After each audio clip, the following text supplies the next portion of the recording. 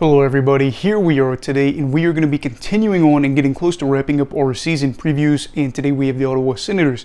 Now before we start, please make sure to subscribe if you're new to me or hockey, whatever the case may be. That being said, let's get on into it. So the Senators had a pretty good season last year, especially by recent standards. They ended up cracking the 80-point mark and were kind of in it for the wild card hunt for a while there and had really their best season since the 2017 Eastern Conference Final run, the last time that they made the playoffs. So with that being a step forward, what could this season mean for them and what are some storylines to talk about for the club going into this season?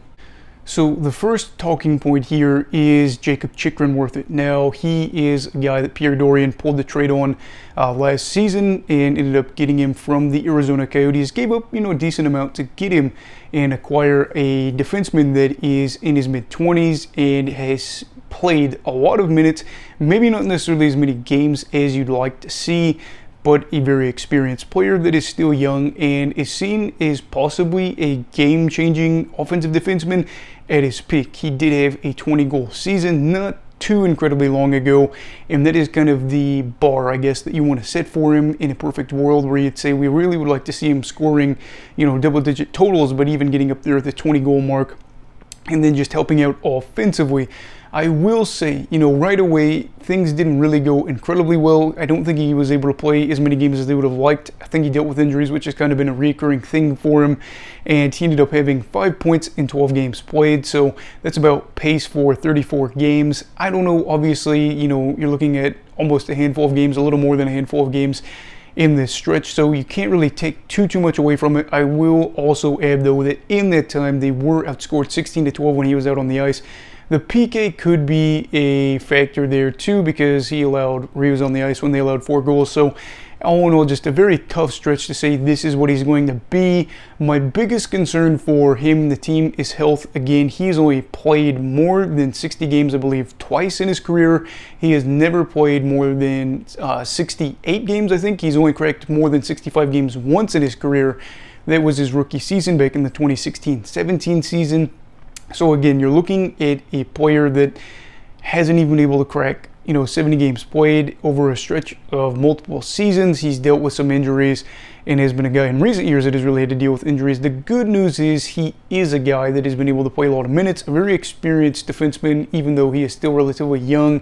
And, I think has been able to develop those expectations or be able to be prepared for them. This is a more intense market than Arizona, mind you, because they are in a Canadian market, and also they have higher expectations than the Coyotes have had, especially in recent years. So you are hoping for a turnaround for him. My biggest concern is, let's say that he goes out there and A, doesn't play a lot of games, or B, the offense isn't there. His defense wasn't that great once he ended up playing for the Senators. So you're looking at a player that if his offense isn't there, then you start to wonder, was this really worth it? We have a guy that is under contract through next season, and if things don't click early on, you're starting to say, well, we don't have a lot of time to make things work, and he is someone that, maybe we're wondering, is he part of our long-term future? That is just all of those things you have to consider. The good news is he is a younger guy that has shown potential, and, that peak year might be the peak of some other teams. Not every team has this offensive blue line potential in the form of Tkachuk. So if things work out, you have a very good defenseman for the years to come, assuming you're able to get a deal done. And if not, then you're wondering, Pierre, what were you thinking when you ended up trading to get him? Now, the second talking point is, what does the return of Josh Norris mean for this team? Norris is a guy that had an incredible year, the 2021-22 season. Ended up scoring 35 goals in 66 games played. That's a 43-goal pace, and unfortunately last season only was able to play 8 games. I do believe that at one point there he was out for a bit, tried to come back, and ultimately wasn't even able to play 10 games this past season. It was a really big loss for the team because, again, looking down the middle, what their plans were, they probably expected him to be the either first or second line center, and of course he wasn't able to be there even consistently. So for the Senators, just getting Norris back could be a big boost. This is a player that scored 55 goals in 122 games played over that stretch from the season before last and then the season before last season, if that makes any sense. And in that time, that was really good. He, in the 2021-22 season, was tied for third for the most power play goals in the NHL. at 16. So for a Senators side that I believe finished 8th in power play percentage last year, getting a guy that nearly scored 20 power play goals for you could be really incredible. And in his short stint in the NHL, had a good shooting percentage, had a really good goals above expected in terms of wrist shots, stuff like that.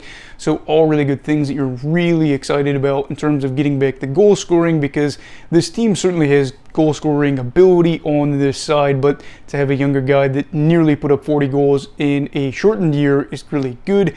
There are some concerns. Obviously, he's coming back from an injury and is a guy that you're expecting to fill, again, top first or second line role. Sutzler there could change some things, but top 6 role, and just a player that is probably going to have to do well in order for the teams to meet their expectations.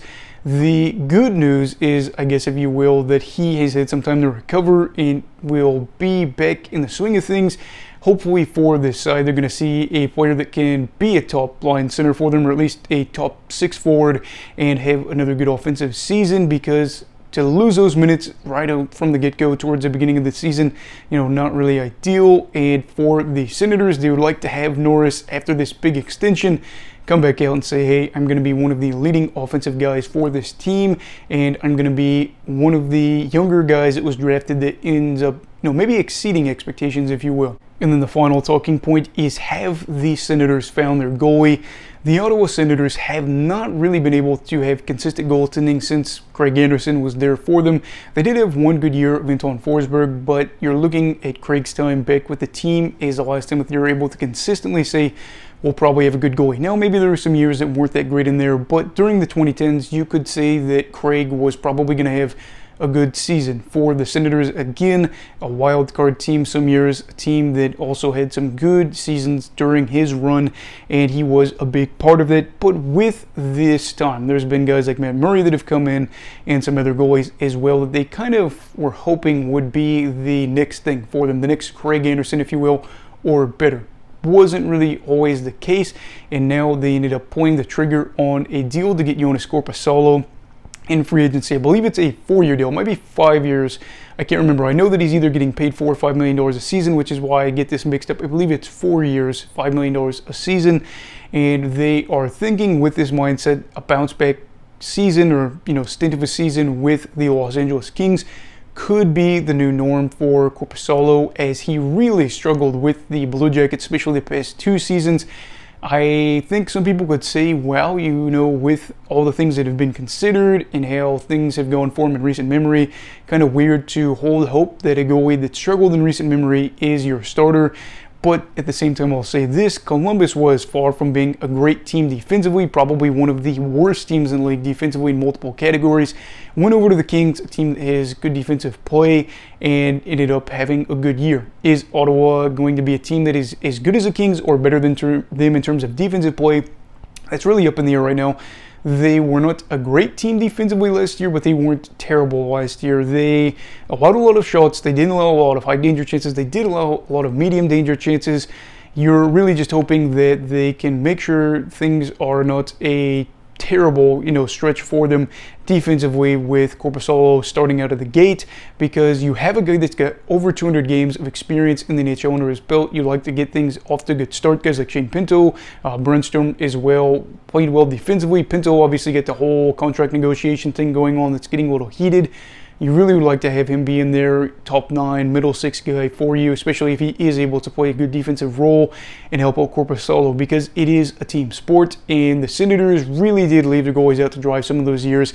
So, of course, they really only had a good season from Forsberg, one of those seasons, because, well, what would you expect? You would really need a top-tier goalie to go out there and perform. So, with this, there is a little bit of a gamble, but if you are an average or at least a little bit above average team with the goal scoring ability, you're thinking this is a gamble that could work out. If not, this is just one of the many contracts, or just some of the contracts in recent memory that the Senators have tried to move on from. So with this, I'm hoping Korpisalo can find his footing in Ottawa, as he's someone that Columbus was hoping would work out, and then LA obviously used him as a rental.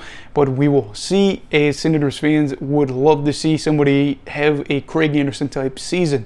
So overall, what are my thoughts on the Senators? Going into this, I think most of the time I'll always say this, I have a general idea about what I think of a team, and most of the time it stays the same. I feel like after looking through and doing the season preview, I'm more optimistic about Ottawa than I have been before.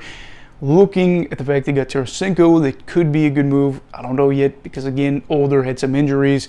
What is his defensive value? But getting him, getting Korpisalo, and just some other moves could be good. They're younger guys like Stützle and, again, Norris, just taking leaps and bounds steps as players. Anytime you have multiple younger guys having type of seasons that they've had before, with Norris nearly having a 43-goal season, we're on pace for that, and then Stützle again possibly cracking the 100-point mark this year, I do feel good. Chychrun, if he can get things going, would be really good for them. And again, if they are good offensively and just okay defensively, and Corpy is okay defensively, maybe they're going to be all right. With the division being the way it is, you think that they've got a chance. I do think they'll finish above Montreal and Detroit, guaranteed, and I think as long as they're in the thick of it in scoring goals, that they very well could be in the hunt for the playoffs by the end of the year.